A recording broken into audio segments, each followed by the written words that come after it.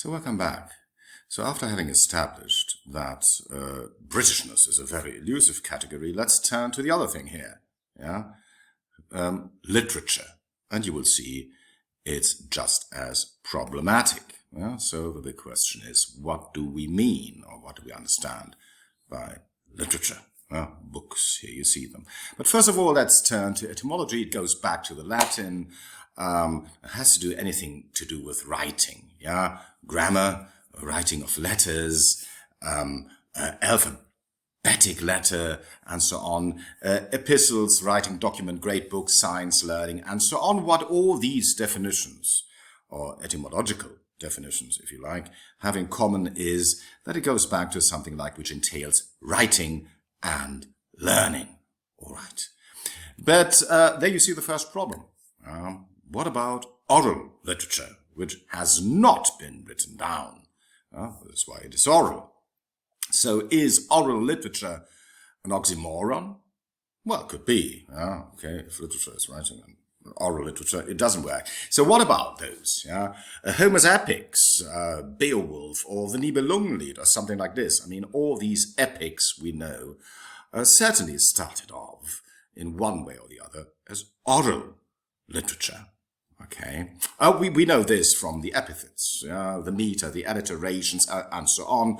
And all these are mnemonic devices, which means devices which make it easier to memorize. Okay, and this means no writing because you have to have it in your heads.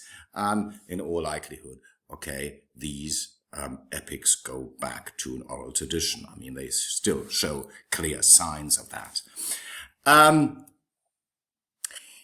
So what is the initial function of literature? The initial function is certainly something like to preserve knowledge of the past, knowledge particularly about great heroes, great events, and so on, which in a way we would say today shape collective identities. The past shapes more or less who we are today as a collective. So, and this is certainly the initial function of literature.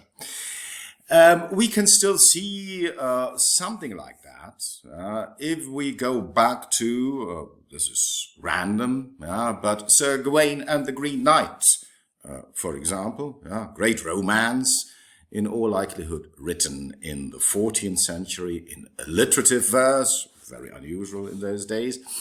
And there we find the passage at King Arthur's court. It's Christmas.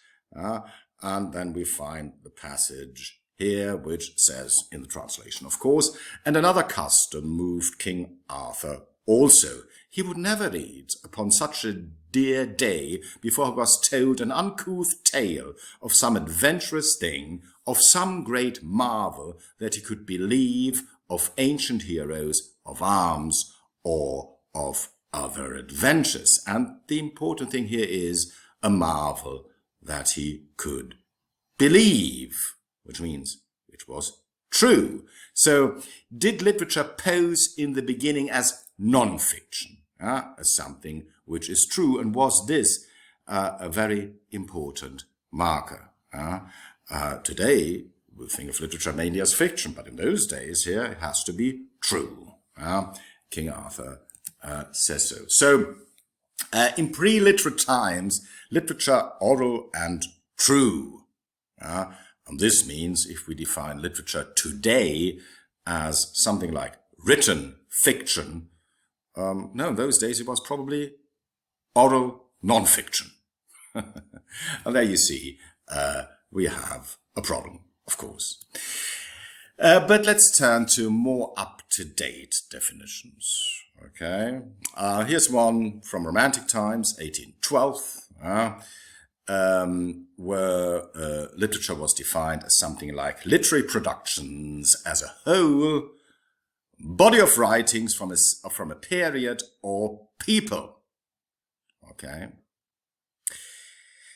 but here you have another problem. When you say productions as a whole, what about quality? Productions by everybody? Okay, everybody who wrote something down, and being as uncouth as it could be, would qualify as literature? Well, we in this lecture will concentrate on people like Coleridge, Wordsworth and Byron and Shakespeare and Shelley and whatsoever, whosoever. So it's all right, but of course not quite what we probably understand by literature today. So does literature have to be serious? Look at those. Here we have some great writers. Shakespeare. Okay. Chaucer. What have you? So these writers, writers like those, do they qualify as literature? Of course they do, but what about the others? All right. But here we see another problem.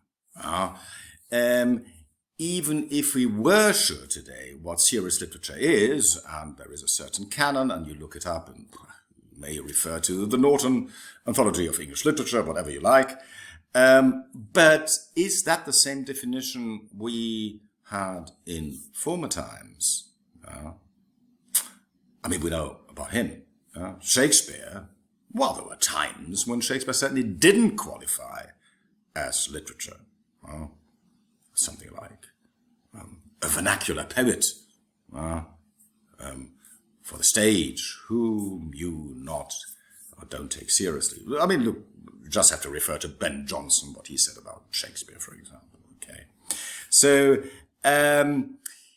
when we speak about literature and quality, but what about popular literature? Well, popular fiction. And then the great question, what is popular? Okay. So how do we distinguish popular and serious literature? And here are some books which I read. Yes, I read all of those. So how can you distinguish? I mean, all of them highly entertaining. But where is the dividing line between what is literature and what is pulp fiction, if you like? You may probably refer to the covers and get an idea. I mean, sometimes cover design gives you a hint what people regard as being seriously. Ian McEwan, for example, or Trust, which received a Pulitzer most recently.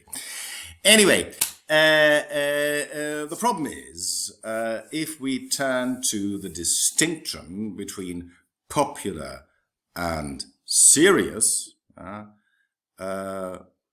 we make a value judgment, okay? And this value judgment, is that still up to date? Or doesn't scholarship try to avoid exactly that, or it takes pride in avoiding exactly that? And there is still a dividing, no, not a dividing, but there is still a big difference if you from culture to culture. Yeah, Anglo-Saxons, for example, are a lot more lenient when it comes to